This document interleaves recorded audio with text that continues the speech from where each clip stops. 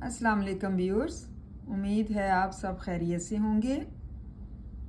आज का हमारा मौजू है उर्दू ग्रामर में लाहके। इससे पहले मैं साबके आपको पढ़ा चुकी हूँ। आज हम लाहके के बारे में पढ़ेंगे कि लाहके क्या होते हैं। लाहके की उर्दू ज़ुबान में बड़ी अहमियत है और बहुत ज़्यादा पहचान है। इनके अलग कोई इनफरादी मायनी तो नहीं है, मतलब अलग से कोई मायनी जो है वो नहीं है। मतलब लाहके के अपने कोई मायनी नहीं है, लेकिन किसी लफ्ज़ के साथ मिला कर लिखने से ये एक मायनी पैदा करते हैं।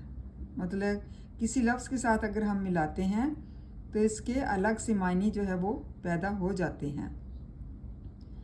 लाहका से वो अलामत मुराद है जो किसी लफ्ज़ के आखिर में लगाई जाए तो नया लफ्ज़ बन जाता है। मतलब साबका जो है वो पहले लगता है और लाहका जो है वो बाद में लफ्ज़ बनता है, तो इससे एक नया लफ्ज़ जो है वो बन जाता है। जो भी हम लगाते हैं अलामत, उससे एक नया लफ्ज़ बन जाता है। उम्मीद है आपको लाहके की तारीफ़ समझ में आ गई होगी। अब जो है चंद मशहूर लाहके दर्ज झैल हैं। ये मैंने कुछ अल्फाज दिए हैं और उसके साथ लाहके लिखे हैं।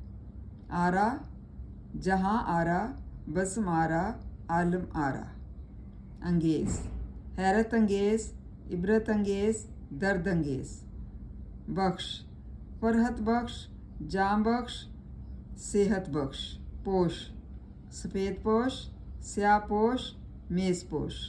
खेज़, ज़रखेज़, ताज्जुब खेज़ और धमाका खेज़। ये सारे जो हैं वो लाहके हैं जिनके आखिर में कौन सा नया लफ्ज़ लग रहा है। जहाँ आरा, बज़्म आरा, Alam Ara.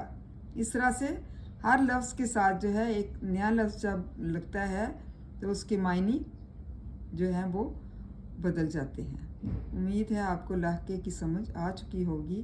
Thank you and जज़ाकल्लाह खैर।